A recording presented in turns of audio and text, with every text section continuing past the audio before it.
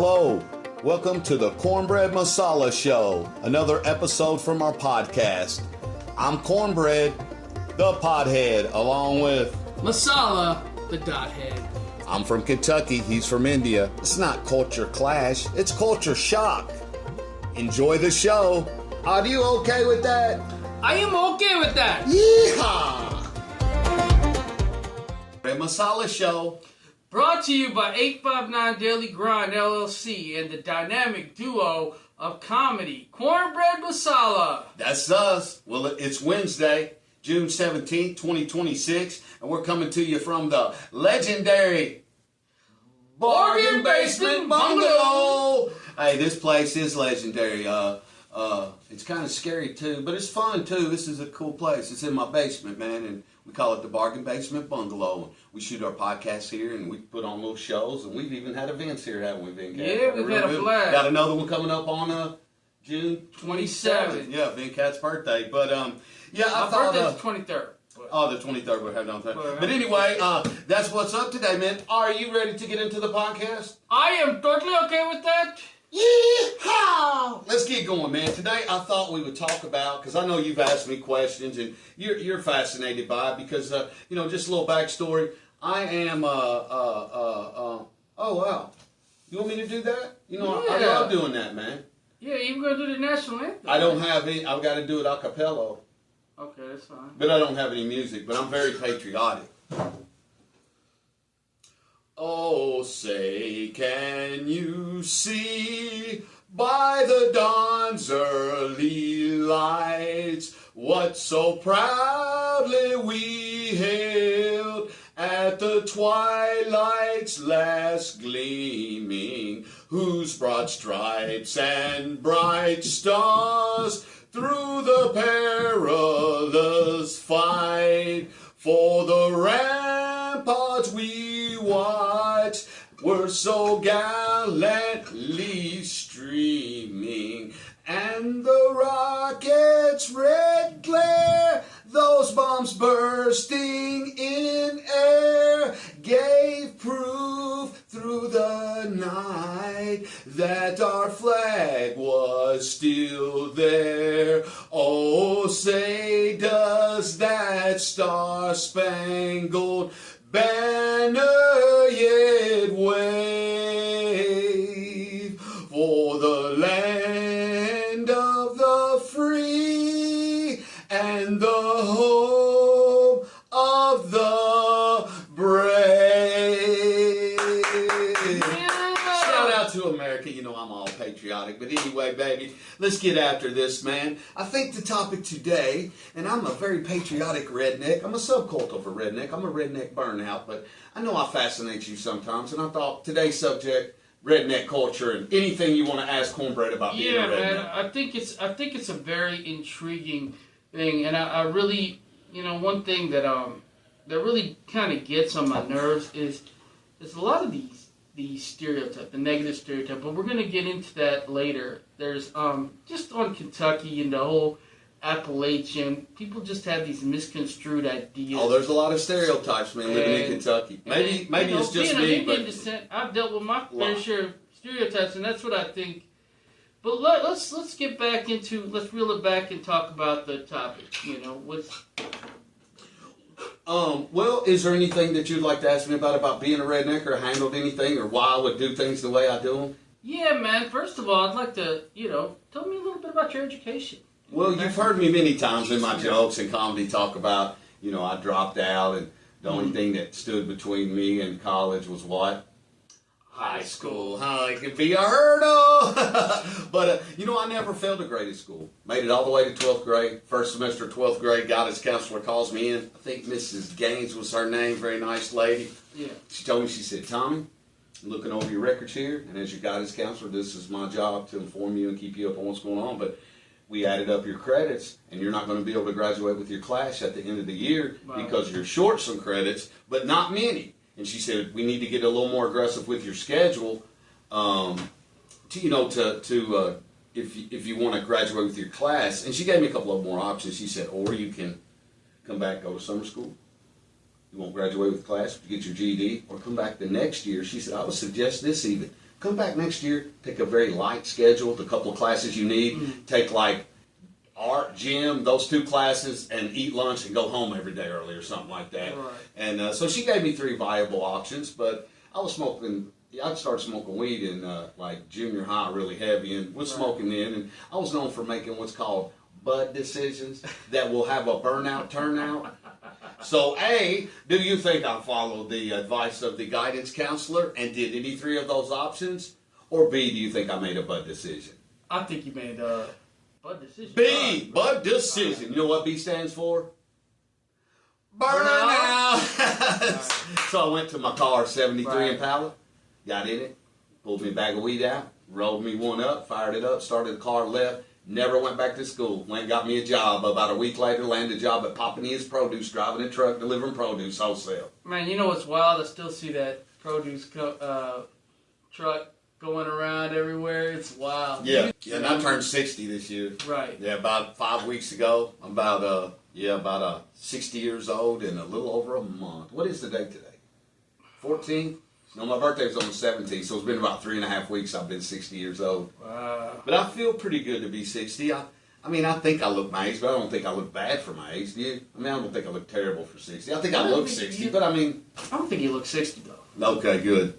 What, 65, 70? You know, somebody told me, man, somebody that's young enough to be my nephew, they're like, you look like you're 29, so... That's when I met my wife that I'm married to now. You know, my new wife, we just got married back in August of last year, and she's 27 years younger than me, almost 30 years younger than me. But when she met me and we were hanging out, I said, would you mind going out with someone my age? And she said, I would date someone in their 30s. She said, 40s? I said, sit down for a second, we better talk. I was 54 at the time. But it was like when I complimented you when I first met you. She said she thought I was 30. I ain't let her out of my sight. I'd have married her. I'm keeping her around. You can't pay people to lie to you like that. You know what I'm saying? Yeah, that's pretty cool, man. Yeah. And you know that just goes back to the whole saying, if it's, you know, age ain't nothing but a number when it comes to grown folk. You know, but the thing is, and I got married at a comedy show, remember? Yeah, I remember that. Yeah, that was good, I was wasn't there, it? yeah. I've been trying to afford a wedding, man. Couldn't figure out how to pull it off, so I was headlining at Tolly Ho's. Vin was promoting it. We had a good show that night and had to get paid, everybody covered at the door and everything. But I said, what the heck, man? I'm combining a wedding at the comedy show. And I pulled a few things together, had my best man come, a guy that got ordained, my landlord actually, Austin ordained. Austin. Pulled the wedding off at a comedy show. Come on, player, legendary. Man, that was legendary, man. And Tolly Ho, man, it's a shame that it's no longer. But, yeah. You know, we had a lot of good nights over there. You couldn't believe what I pulled off budget-wise on that wedding, could you? Didn't you? What did you say, $24? Yeah, he said, what you spend on that wedding over? I said, it had to be $23, $24. You know what I'm saying? It was, I don't know if I spent that much, because we made money that night, players. Got married at a comedy show that we was promoting. That was a good show, man. Oh, Ian Hesty hosted it. And Ian Seth. I mean, what I call Ian Hesty. Ian Hesty, because it's like Ian Hesty on the flyer, so that's Ian. Yeah, Ian, man. Shout out Ian. But, yeah, man, you know, I've lived a life, man, where I've played music, and even my dad, man, he hated guitars, hated motorcycles. When I came to him and told him I was wanting to go see Kiss when I was 10 years old, I couldn't pull it off. But at 11, he let me go, and my sister took me. Then I had to have a guitar. He bought my first guitar when I was 11. And he told me when I got a guitar, he said, I've known musicians, and they ain't bad people, but I ain't never really known one that was really worth a damn. You know, like, they like to be in the bars, and, you know, not that they're bad people, but it's a different lifestyle, man. You know, you'll be broke in these bars and chasing women. And I said, yeah. But my dad hated motorcycles, didn't like loud music, bought me multiple guitars, bought me motorcycles, you know. But I was always a little burnout running around, man. I like to chase girls, ride motorcycles, play my music, smoke weed. And as far as rednecks go, man, I was sitting here thinking, and I was just kind of hypothetically making up a list of qualities in a woman that a redneck might like. Now, this might not be a list of things an intellect might not like. No, here's my thing, bro. Do you know that if I was to choose a dating site, you know what it would be, right? Whitegirls.com? FarmersOnly.com. Oh, did it? Well, I've always kind of liked that I like them country girls now. Yeah. And it's just Southern girls can be crazy and they're mean a little bit sometimes, even the little ones, but usually they're sweet. They're sweet. It's like Rocky Top, that song, he says, once I had a girl on Rocky Top, half held, the other half cat, wild as a weed and sweet as soda pop. I still dream about that. That sums it up, man. I like authentic people, man. And you know what? It's like some people don't care. Like I don't. That's what I find beautiful about Southern women. Like it's just authentic. And Southern people in general, really. Southern people. If you lived in like Chicago and places, there's a big difference when you come down south, isn't there, bro? Remember, Cool Keith, the rapper, he talked about plastic, right? But out here, you just, you find some plastic people, I guess, but but that's more metro, right? When we get in these metro areas, it's just like. People will just be all cosmetic just to cover up who they really are. Yeah, they don't know who they are, like, man. So much going on. I mean, there are some cool metro people that know what's going on, but by and large, when you come to the country or even like we catch country, but I've always caught a country vibe where I live, like Champaign, Illinois. It's around down to earth small towns. Lexington, Kentucky, around. How many people's in Champaign? Like, I'm going to go ahead, I think it's about 120,000. Oh, is it that small? In CU. Okay. Yeah, it's pretty small. Big? Like, university makes up a lot of it, but I have to look again at the population. But Champaign-Urbana. What university's in Champaign? University of Illinois. Oh, okay. That's where I graduated. That's like Lexington, just on a smaller scale, because Lexington is a campus, hospital-hugging college town. Yep. It's gotten to be a big college town with 300, about 50,000 people. But that's why we're insulated in Kentucky and in Lexington, I mean, specifically, because the things that happen to the economy nationwide and even statewide, like Louisville's a little bit insulated, so much bigger, it's got more urban, but in Lexington, man, it really stays kind of clean, upper kind of thinking, and the city government does a good job. And they really hold on to the traditions of Lexington and the horse farms, and they don't let them develop out. But it's definitely redneck, and there's some of that. We got some issues out here, but there's a lot of beauty out in Lexington too. You don't have any trouble in Lexington, man. You get along with everybody. Now there's a couple of pockets we can go where the little thugs and the little hoodlums think that they're young and. Man, you might want after all you've been through these last couple of weeks, you gonna put that on the podcast, bro? About what? Hoodlum thugs.